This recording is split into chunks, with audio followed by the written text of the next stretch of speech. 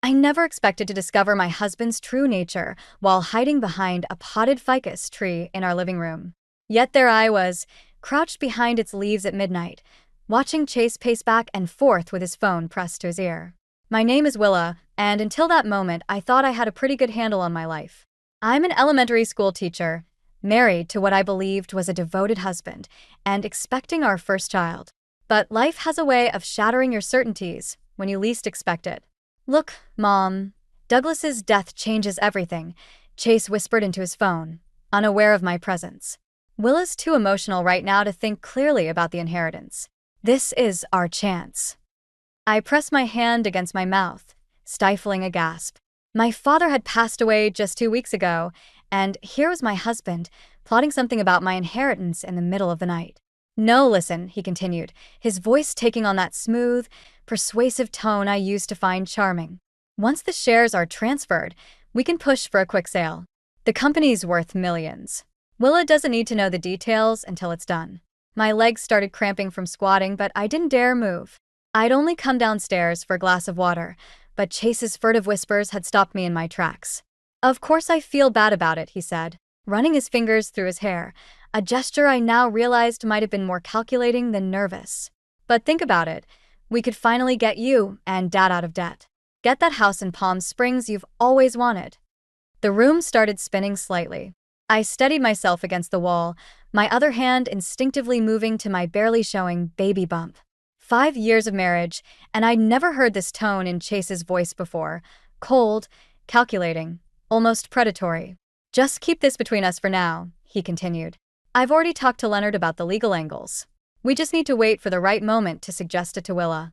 You know how she gets about her father's legacy." I did get emotional about my father's legacy because it mattered. Because Dad had built his automotive company from nothing, working 16-hour days while still making time to teach me piano every Sunday. Because he'd believed in hard work and integrity above all else. Chase ended the call and headed upstairs. I waited until his footsteps faded before emerging from my hiding spot, my water forgotten. The moonlight streaming through our bay windows felt harsh now, highlighting all the expensive furniture Chase had insisted we needed.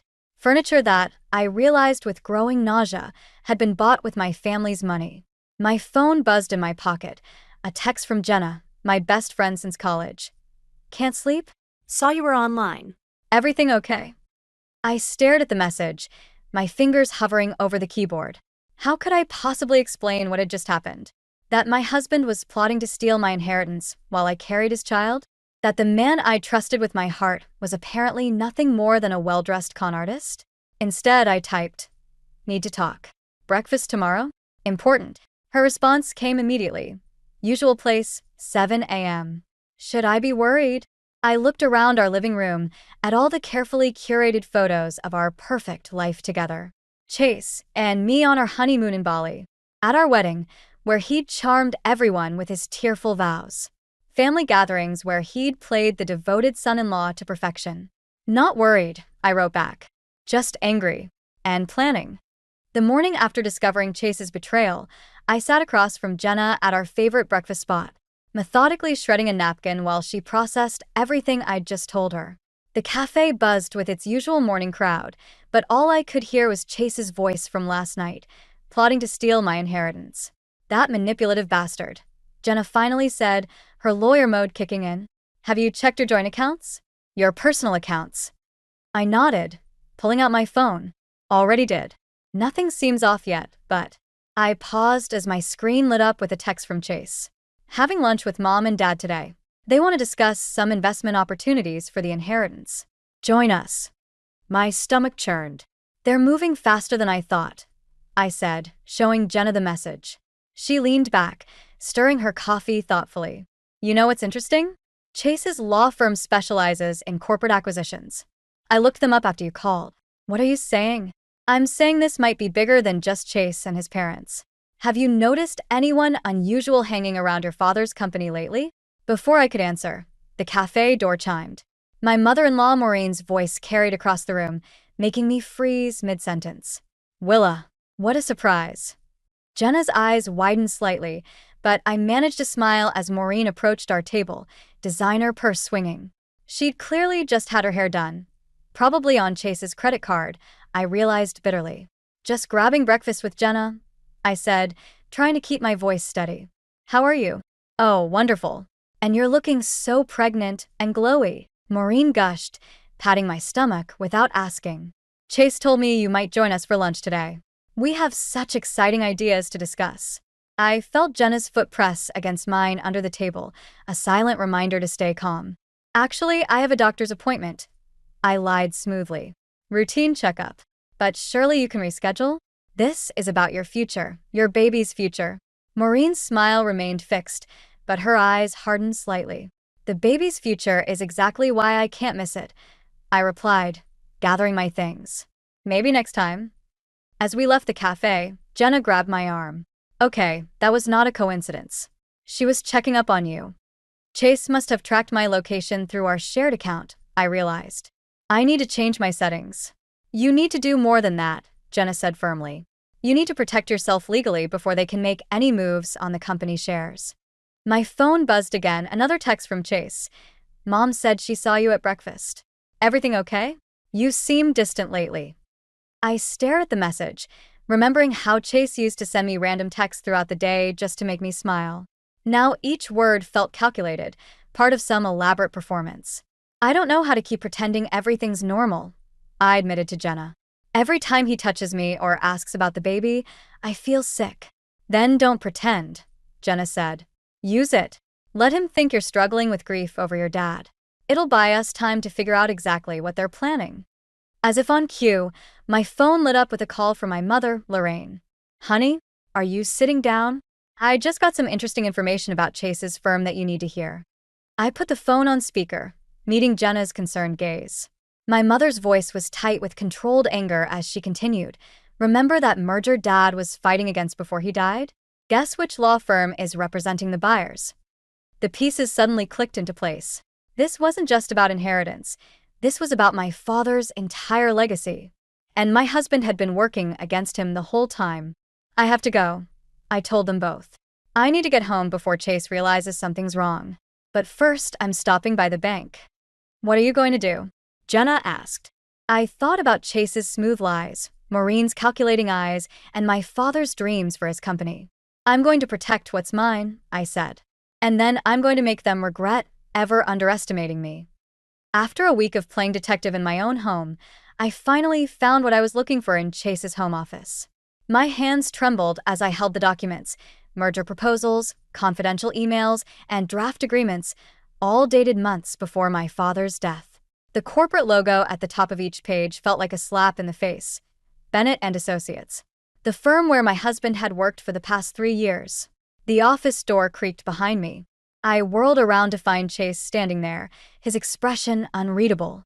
Looking for something specific? He asked, voice eerily calm. I held up the papers. How long were you planning this? Before or after Dad got sick? It's not what you think, Willa. He stepped into the room, closing the door behind him. The merger would save the company. Your father was too stubborn to see it. Too stubborn. My voice cracked. He built that company from nothing.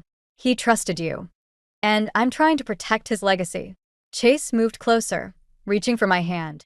I stepped back, bumping into his desk. The market's changing. Without this merger, the company won't survive another 5 years. Don't. I pressed my hand against my stomach, feeling our baby kick. Don't pretend this is about protecting anything except your commission. His face hardened. You're emotional. The pregnancy hormones. Don't you dare. The rage I'd been suppressing burst free.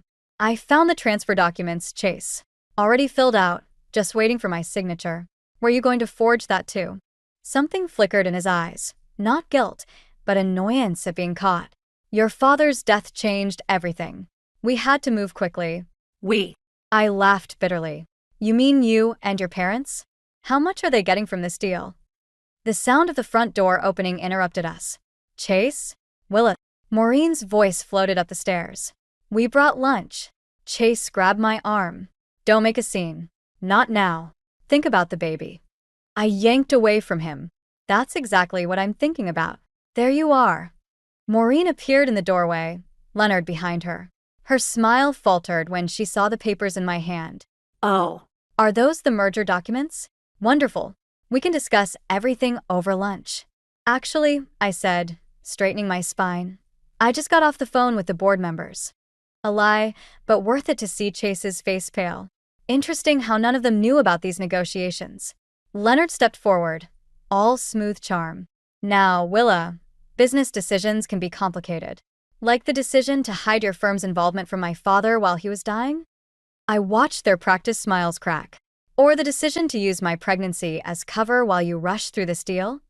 You're making a mistake, Chase said quietly. This merger is happening, with or without your cooperation. I thought about my father, working late nights, teaching me that integrity mattered more than quick profits. About my mother's warning, and Jenna's legal advice. You're right about one thing, I said, pulling out my phone. Something is happening today. I pressed play on the recording app that had been running since I entered the office. Chase's earlier words filled the room. The market's changing. Without this merger. You recorded me? Chase's charm vanished completely. That's illegal. Actually, I said, in this state, it's perfectly legal to record conversations you're part of.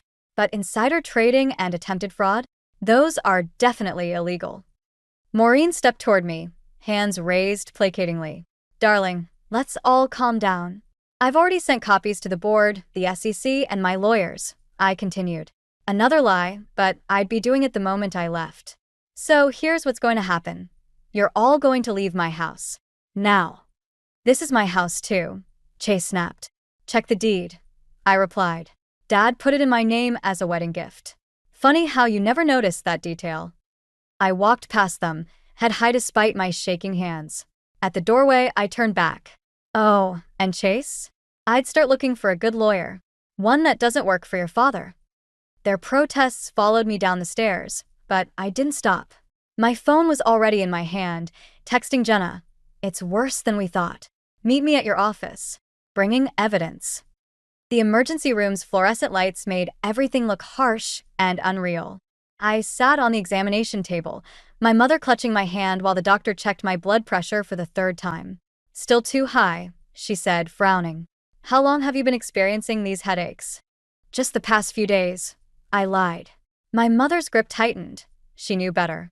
The headaches had started right after I confronted Chase. My phone buzzed again, the 20th message from Chase since I'd left the house. I ignored it, just like all the others. The doctor cleared her throat. Mrs. Bennett. Harper. I corrected automatically. I'm going back to Harper.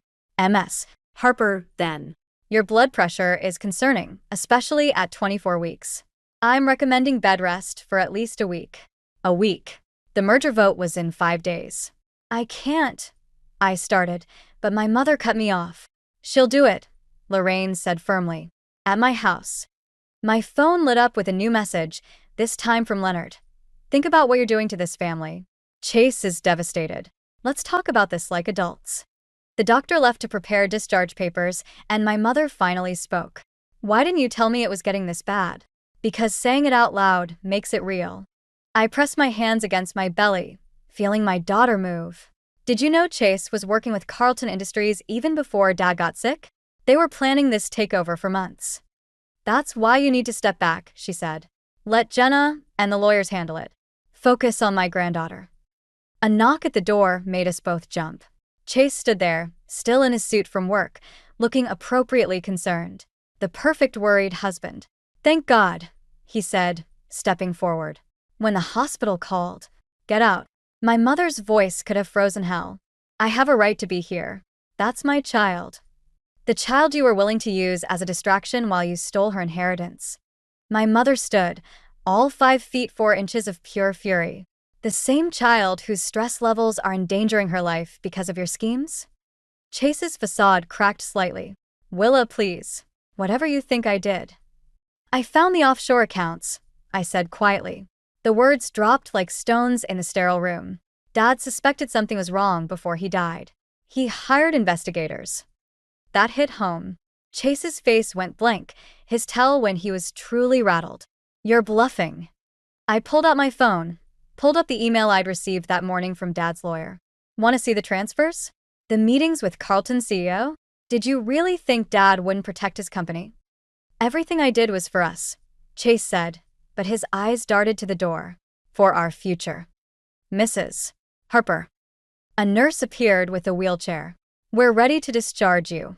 I'll get the car, my mother said, giving Chase a look that could strip paint. Once she left, Chase moved closer, his voice low. Think about what you're doing. One phone call, and I can make sure you never see a penny of your inheritance. I looked at him, really looked at him, and wondered how I'd ever mistaken his confidence for strength. One phone call from me, and the SEC will have those offshore accounts.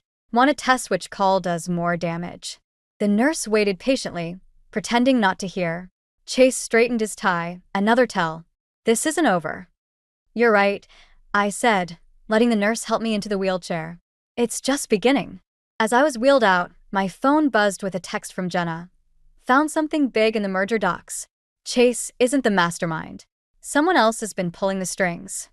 I closed my eyes, suddenly exhausted. One battle at a time. First, I needed to protect my daughter. Then I could focus on finding out who had really orchestrated my father's company's downfall. Ready to go home? My mother asked as we reached her car. No, I said, thinking of the house I'd shared with Chase, filled with expensive furniture and empty promises. But I'm ready to start fighting back. 3 days into my stay at my mother's house, Leonard Bennett showed up unannounced. I watched from the upstairs window as he charmed his way past the housekeeper, briefcase in hand, wearing the same expensive smile he'd used to convince my father to hire Chase 5 years ago. You don't have to see him, my mother said from behind me. Actually, I do. I smoothed my shirt over my growing belly, but not alone.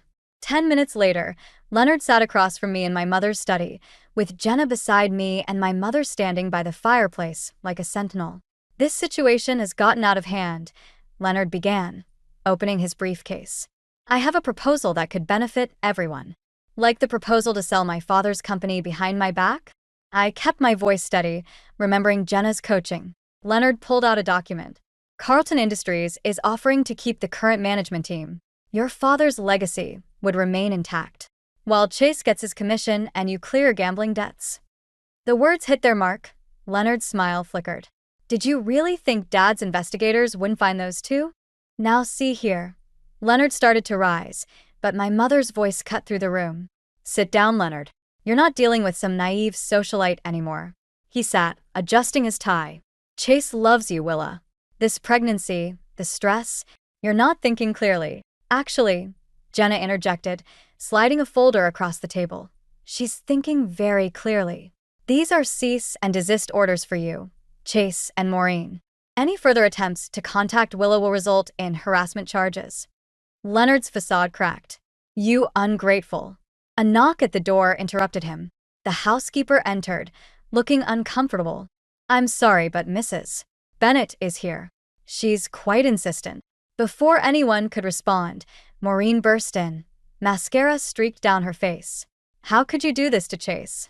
He's been suspended from the firm. The firm suspended him because he violated ethics protocols, Jenna stated flatly. That's what happens when you conspire to defraud shareholders. We were trying to help. Maureen's voice rose hysterically. That company is dying. Chase was saving it. By secretly working with both sides of a hostile takeover? I stood, anger finally breaking through my careful control. By using my father's death as an opportunity? Your father was a fool, Leonard snapped, showing his true colors at last. He could have sold years ago, made us all rich, but he was too stubborn. Get out. My mother's voice could have cut glass. Both of you, out of my house. This isn't over, Leonard threatened, gathering his papers. You have no idea what you're up against. Actually, I said, pulling out my phone. I do. I played the audio I'd just recorded. Leonard's face went pale. You can't use that. Watch me. I stepped closer, letting him see the fury I'd been containing. You used my father's death, my pregnancy, my trust, all of it. Now I'm going to use everything I have to make sure you, Chase, and everyone involved pays for it. After they left, Jenna touched my arm. You okay? Your blood pressure. I'm fine. I wasn't, but I needed to focus. What did you find out about Carlton Industries? Jenna hesitated. You were right. Chase wasn't the mastermind. The person behind all this. It's your father's old partner. The one who left the company 15 years ago. My mother gasped softly. James Carlton? But he and your father were best friends. I remembered James Carlton at our family dinners, teaching me chess, attending my piano recitals. The betrayal felt like a physical blow. He approached Chase 2 years ago, Jenna continued. Used him to get inside information about the company's vulnerabilities. I sank into a chair, one hand on my stomach. My daughter kicked, as if sensing my distress. So Chase wasn't just greedy. He was a puppet. A willing puppet, my mother reminded me. I looked at the chess set in the corner, the one James Carlton had given me for my 16th birthday. Then it's time to cut his strings. I turned to Jenna. How quickly can you set up a meeting with the board? Willa, my mother warned. The doctor said to avoid stress. I stood, my decision made. Nothing would make me feel better than taking back what's mine. The Harper Industries boardroom felt colder than I remembered. Maybe it was the air conditioning, or maybe it was the way Chase sat at the far end of the table, flanked by James Carlton and a team of lawyers I didn't recognize. My father's empty chair at the head of the table seemed to watch us all. Before we begin, James Carlton said, his familiar grandfatherly smile now seeming predatory, I want to acknowledge Willa's presence. Douglas would be proud to see you taking an interest in the company. Interesting choice of words, I replied, considering you're trying to dismantle everything he built. Chase shifted uncomfortably. The board members, most of whom had known me since childhood, avoided my eyes. The merger is a lifeline, James continued smoothly. The market projections are manipulated, I interrupted, sliding folders to each board member.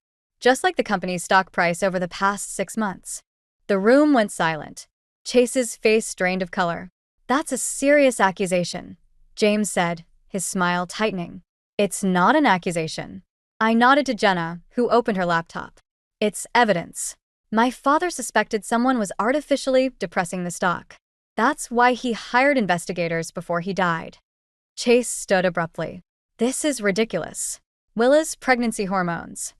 Sit down, Chase, James snapped, showing the first crack in his facade. Mrs. Harper, these conspiracy theories are documented in these files, I continued, including your private meetings with Chase, the offshore accounts, and the shell companies you've been using to buy up shares. The boardroom door opened. My mother walked in, followed by 2 SEC agents. What is this? James demanded. This, I said, standing despite my trembling legs, is what happens when you underestimate a pregnant woman with insomnia and access to her father's files. What happened next seemed to move in slow motion. James lunged for Jenna's laptop. Chase shouted something about being set up. The SEC agents moved forward. Then pain shot through my abdomen, sharp and terrifying. Willa. My mother's voice seemed far away. I gripped the table, spots dancing in my vision. The baby. Everything blurred.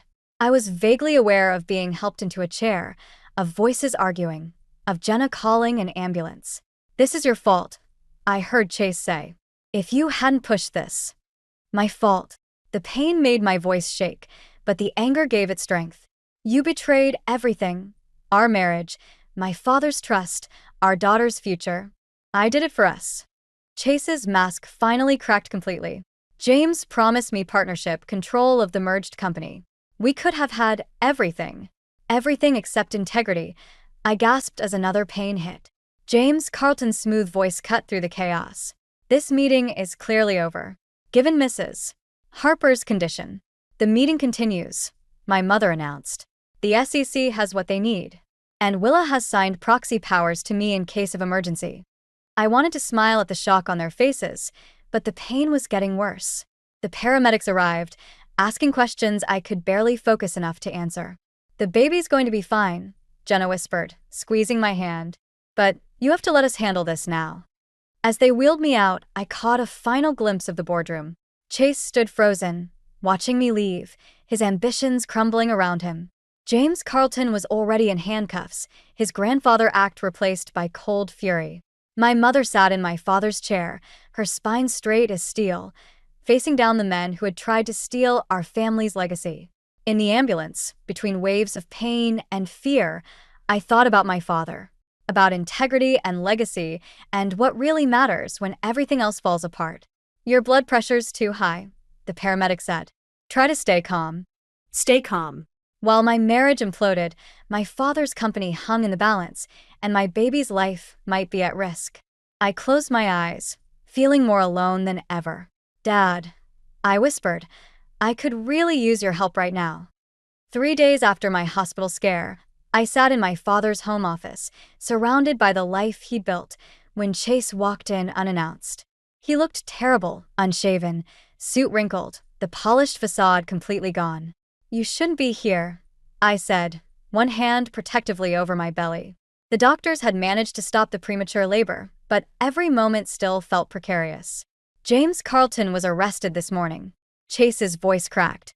The SEC is freezing accounts. They're calling it the biggest corporate fraud case in the state's history. I know. I kept my voice steady.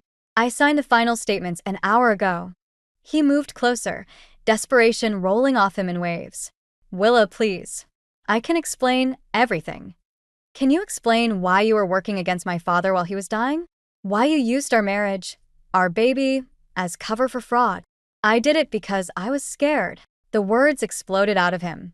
Do you know what it's like being married to Douglas Harper's daughter? Nothing I did was ever good enough. I stared at him, really seeing him for the first time. So you decided to destroy everything he built. I decided to prove I could be more than just your husband. Chase ran his hands through his disheveled hair. James promised me control of the merged company. Real power, not just reflected glory from the Harper name. And now you have nothing. We could still fix this. He knelt beside my chair, reaching for my hand. I pulled away. The prosecutors are offering a deal. If I testify against James. Stop. I opened my father's desk drawer and pulled out an envelope. I found this in Dad's safe. It's dated 2 days before he died. Chase went very still as I unfolded the letter. Dear Willa, I read aloud. If you're reading this, then my suspicions about Chase and James were correct. I'm sorry I won't be there to help you face this, but I know you're stronger than anyone realizes, including yourself. Willa. He knew, I continued, my voice gaining strength. He knew what you were doing, but he wanted me to discover the truth on my own, to learn to trust my instincts. Your father was a stubborn old man who built something real. I cut him off. While you and James were plotting to steal it, he was teaching me how to protect it. Chase stood, his facade cracking completely. So that's it? Everything we had means nothing. It meant everything to me. I placed my father's letter back in the drawer. That's why your betrayal worked so well. The company will still fail without the merger, he said, a last desperate attempt. You're throwing away your inheritance out of spite. I smiled for the first time. Actually, while you were busy with your schemes, I was talking to our European partners. They're investing in a complete modernization of our production lines. The board approved it this morning. The color drained from his face. But James said they weren't interested. James lied, just like you did. I stood carefully, one hand on the desk for support. The divorce papers are with my lawyer. So is my statement to the SEC. You're really going to do this? His voice turned cold. Destroy me? The father of your child? No, Chase. You destroyed yourself. I walked to the door, then turned back. My father left you a message too. It's in the envelope. I waited while he opened it with trembling hands and read the single line. I gave you a chance to choose integrity. You chose greed. Chase crumpled the paper, his carefully constructed world collapsing around him.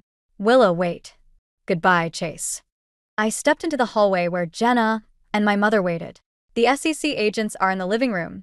They'll want to talk to you about those offshore accounts. As we left, I heard Chase calling my name, his voice echoing through the house where I'd grown up, where I'd fallen in love, where I'd finally learned to stand on my own. Are you okay? My mother asked softly. I touched my stomach, feeling my daughter kick, strong and determined, just like her grandfather. I will be. We both will be. 6 months later, I stood in my father's office, now my office, holding my newborn daughter while watching Harper Industries' stock price climb on the digital display. The European partnership had exceeded everyone's expectations, and the company was stronger than ever. A knock at the door interrupted my thoughts. The board meeting starts in 10 minutes, Jenna said, then smiled at the baby. How's little Douglas doing? She prefers Dougie, I corrected, adjusting my daughter's position. And she's helping me review quarterly reports. The newspaper on my desk caught my eye, a small headline about Chase's sentencing. 3 years, reduced from 5 for his testimony against James Carlton. His parents had fled to Florida, leaving behind a wake of unpaid debts and broken relationships. Have you read his letter? Jenna asked, noticing me looking at the paper. I nodded toward the unopened envelope on my desk. Chase's handwriting, once so familiar, now looked like a stranger's. Some things are better left unsaid. My mother appeared in the doorway, impeccably dressed for her role as interim CEO. Ready? The modernization proposal needs your final approval. As I gathered my things, a photo fell from my father's old diary, Dad and me at my first piano recital, both of us beaming. Behind it, in his handwriting, success isn't about winning, Willa. It's about knowing what's worth fighting for. He would be proud, my mother said softly. Not just of saving the company, but of how you did it. Without revenge, I added, understanding finally hitting me. That's what he wanted me to learn. Anyone can destroy things. Building something better, that's the real victory. The boardroom looked different now. New faces mixed with old, the company evolving while keeping its core values. As I took my seat, Dougie sleeping peacefully in her carrier beside me, I thought about cycles of betrayal and redemption, of endings and beginnings. Before we start, I said, addressing the board, I want to announce a new initiative. We're establishing the Douglas Harper Foundation for Ethics in Business. Full scholarships for students who demonstrate integrity and innovation. I saw approval in the older board members' eyes, understanding in the new ones. This was how you built a legacy, not by tearing others down, but by creating opportunities for something better. After the meeting, I found another note from my father, tucked inside his old desk calendar. The hardest part of success isn't achieving it, it's deciding what kind of person you want to be when you get there. My phone buzzed with a text from Maureen. Chase asks about the baby. Please, just one photo. I deleted it without responding. Some bridges stay burned, not out of hatred, but because building new ones serves us better. MS. Harper. My assistant appeared. The new production line supervisors are here for training. And your mother mentioned something about piano lessons for when Dougie's older? I smiled, remembering Sunday afternoons at the piano with Dad, his patience as I learned each note. Schedule both. And add weekly ethics seminars for all management levels. Later, as I drove home with Dougie, I passed the house where Chase and I had lived. New owners had painted it, planted different flowers, changed it into something new, just as I had changed my father's company into something that honored his values while facing forward. At a red light, I finally opened Chase's letter. Inside was a single line, I'm sorry I chose wrong. I let the wind take it through the car window, watching it disappear into the evening sky. Dougie stirred, her tiny hand gripping my finger with surprising strength. Ready to go home, little one? I asked, thinking of the piano waiting in our new house, of Sunday afternoons to come, of lessons about integrity that can't be taught with words alone. The light turned green, and we moved forward, leaving the past where it belonged, not forgotten, but transformed into something wiser, stronger, and ultimately more valuable than revenge could ever be.